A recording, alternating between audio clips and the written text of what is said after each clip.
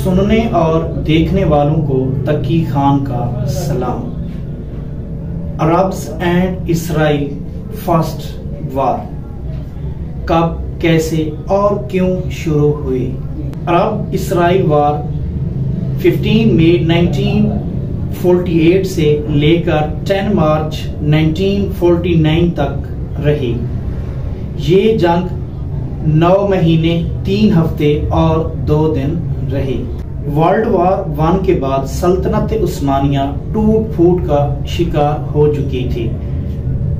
1920 में एक आलमी लेवल की ऑर्गेनाइजेशन कायम की गई जिसे लीग ऑफ नेशन का नाम दिया गया। लीग ऑफ नेशन ने वो इलाके जो सल्तनत उस्मानिया से टूट चुके थे वो फ्रांस और ब्रिटिश के कब्जे में दे दिए, जिन्हें फ्रेंच मैंडेट और ब्रिटिश मैंडेट का नाम दिया गया। इनमें 4 इलाके शामिल थे। सीरिया और लुबनान फ्रांस के कब्जे में, जबकि इराक और पैलेस्टाइन फलस्तीन ब्रिटिश के कब्जे में दे दिए गए। पहली जंग अजीम के दौरान ब्रिटिश ने अरब से वादे किए थे कि वो सल्तनत उस्मानिया से ये इलाके तोड़कर उनके हवाले कर देंगे, लेकिन ऐसा नहीं हो सका।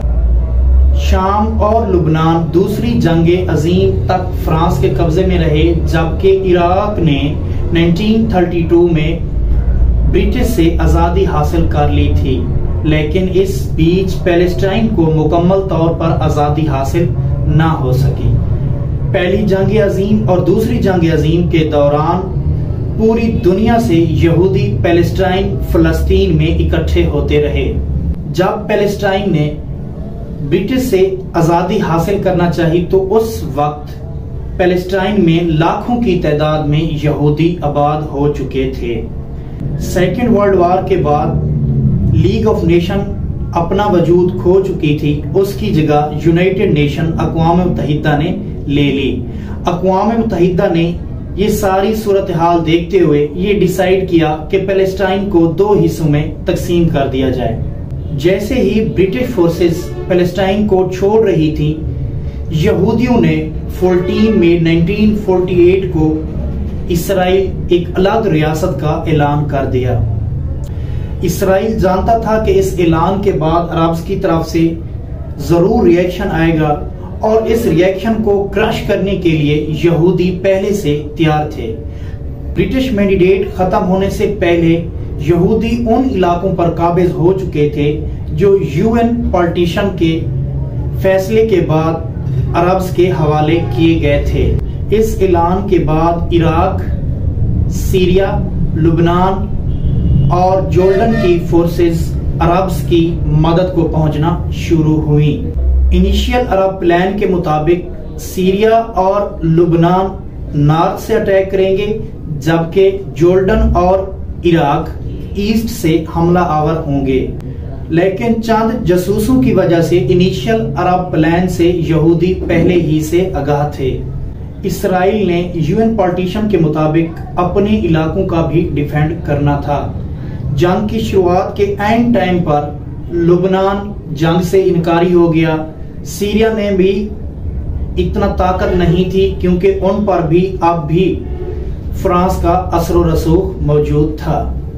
सवाल ये है कि यहूदियों ने इतनी ताकत कैसे हासिल कर ली और वो इतनी बड़ी फोर्सेस के साथ लड़ने के लिए क्यों तैयार हो गए? अगाना यहूदियों की एक छोटी सी फोर्स थी जो चंद पैसों के एवज छोटी छोटी आबादियों की हिफाजत किया करते थे। वर्ल्ड वार 1 के दौरान बरतानिया ने इनमें बहुत सारी फोर्सेस के रजाकार शामिल करके इनकी वुसअत को बहुत ज्यादा कर दिया। एक मुल्क जिसका अरब्स के साथ बराह कोई झगड़ा नहीं था, चेकोस्लोवाकिया, उन्होंने इसराइल को बहुत बड़ी तादाद में वेपन्स दिए, जिनमें rifles, machine guns, ammunition rounds और फायर एंड क्राफ्ट थे। और ये वेपन्स इसलिए दिए गए, चेकोस्लोवाकिया के सदर यहूदियों के बहुत करीब थे। और इसके साथ साथ चूंकि यहूदियों की फोर्स हगाना जो ब्रिटिश के अंडर थी, उन्होंने ब्रिटिश के जाते जाते उनसे बहुत ज्यादा वेपन्स चुरा लिए थे। जब वॉर स्टार्ट हुई, सीएए और ब्रिटिश का अंदाजा था कि 2 हफ्तों के अंदर अंदर अरब यहूदियों को मात देंगे, लेकिन ऐसा नहीं हो सका। अब फोर्सेस के आपस में बहुत ज्यादा इख्तलाफात थे, जबकि इसराइल को अपनी बका की जंग लड़नी थी। अगर वो ये जंग हार जाते तो उनका पैलेस्टाइन में या दुनिया से वजूद खत्म हो जाता। इसराइल के पास उस वक्त 1,17,500 फौजी थे, जबकि अरब्स के पास बमुश्किल ही 50 से 60,000 फौजी थे, जिनमें मिस्र के 20,000, जॉर्डन के 10,000, इराक के 8,000, सऊदी अरब के 1,200, यमन के 300 और अरब लिबरेशन आर्मी के 600 फौजी शामिल थे। ये जंग 2-3 फेजेस में लड़ी गई। फौजी सबसे पहले यज़म पर हमलावर होती हैं, लेकिन उनका सामना हंगाना फोर्स से होता है, जहां पर मिस्री फौज को नाकामी का सामना करना पड़ता है। दूसरी झड़प कफरदारों में हुई। यहाँ पर मिस्री फौज जीत गई और ये इलाके आज भी पैलेस्टाइन के ज़ेरे कंट्रोल हैं। और इसके अलावा हिकबा में भी इस्राएली फोर्सेस और मिस्री फोर्सेस आमने सामने हुई।